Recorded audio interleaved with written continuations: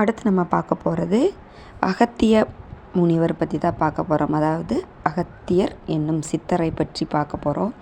இவர் தமிழுக்கான முனிவர் அப்படிங்கிறது எல்லாரும் தெரிஞ்சது தான். இவருடைய தனிச்சிறப்பு என்ன அப்படின்னு பார்த்தோம்னா, சித்த மருந்துகளை மனிதர்களுக்கு அருள வேண்டும் அப்படிங்கிறதுக்காக, கொடுக்க வேண்டும் அப்படிங்கிறதுக்காக 2000 ஆண்டுகளுக்கு முன்பே முற்பட்டு நல்ல பல்வேறு பிணிகளை போக்கக்கூடிய சித்த மருத்துவ முறையை கண்டறிந்தவர் என்று கூறலாம். இவருடைய வரலாறு என்ன அப்படின்னு பார்த்தோம்னா, சித்தராய் விளங்கிய அகத்தியனை பற்றி அகத்தியன் காவியம் 12,000 வாயிலாக சில கருத்துக்களை மட்டும் தெரிந்து கொள்ள முடிகிறது.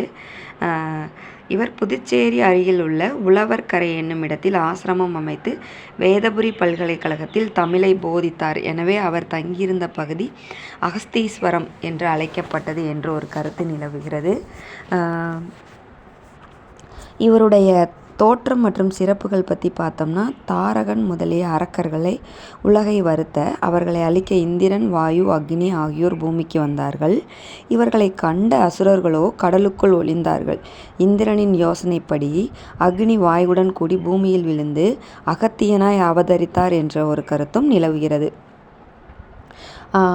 மேலும் அகத்தியன் நீரின் மேல் படுத்தபடியே 12 ஆண்டுகள் கடதவம் இயற்றி அரிய சக்திகளை பெற்றார், அதாவது ஆற்றலை பெற்றார் என்ற கருத்தும் நிலவுகிறது.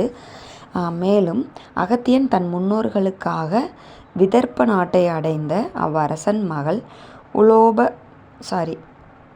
உலோபமுத்திரையை மணந்து தென்புலத்தார் கடனை தீர்த்தார் என்ற கருத்தும் நிலவுகிறது.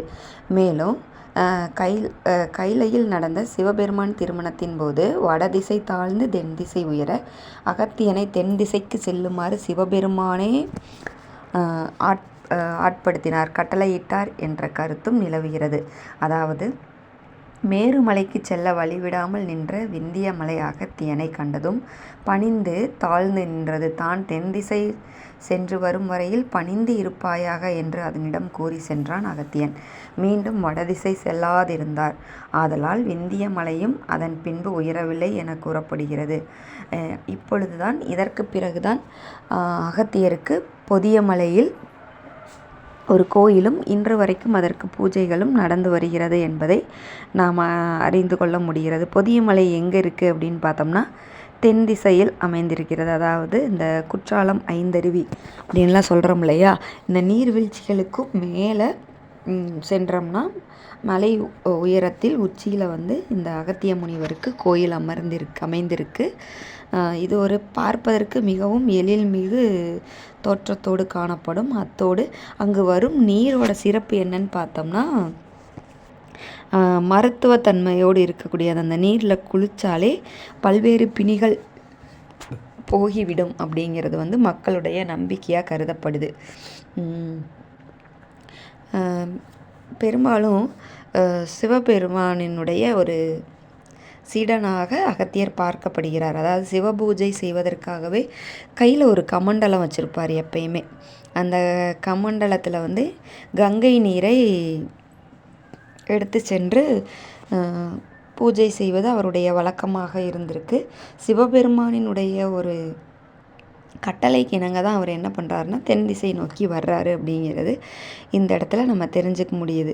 அதே போல் அந்த அரக்கர்கள் என்று சொல்லப்படுகிற வாதாபி, வில்வளவன் இவர்களையெல்லாம் வேதியர் உருக்கொண்டு வழியில் செல்லும் வேதியர், முனிவர் முதலானோரை விருந்திற்கு அழைத்து வாதாபியை கரியாய் சமைத்து படைத்து வாதாபியை திரும்ப அழைக்க அவன் அவர்கள் வயிற்றை கிழித்து வெளியே வருவதால் அவர்கள் இறந்து போனார்கள். முனிவர்கள் இதனை அகத்தியனிடம் முறையிடவே அகத்தியன் அவர்களிடம் விருந்து உண்ணச் சென்றார்.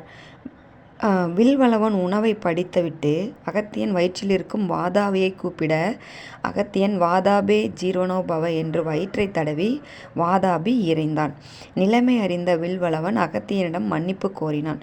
அப்படி எல்லாரையும் தன்வசம் ஆக்கி கொண்டிருந்த வாதாபியையும் வில்வளவனையும் தன்னுடைய சக்தியால் அளித்தவர் அகத்தியர் அப்படிங்கிற கருத்து நிலவுது. அகத்தியரினுடைய புராண கதைகள் நிறைய இருக்குது. அதங்கோட்டு ஆசான், துராலிங்கன், சிகண்டி, நத்தத்தன், தொல்காப்பியன் இவங்க எல்லாமே அகத்தியனுடைய மாணவர்களாக கருதப்படுகிறாங்க. அதுக்கு அடுத்தபடியாக சித்த வைத்தியத்தில் தேர்ந்தவர் அகத்தியர் அப்படிங்கிறத நம்ம முன்னையே பார்த்தோம். இவர் எழுதிய நூல்கள் என்னென்னா அகத்திய வெண்பா, அகத்திய வைத்திய கும்மி, அகத்திய வைத்திய ரத்னா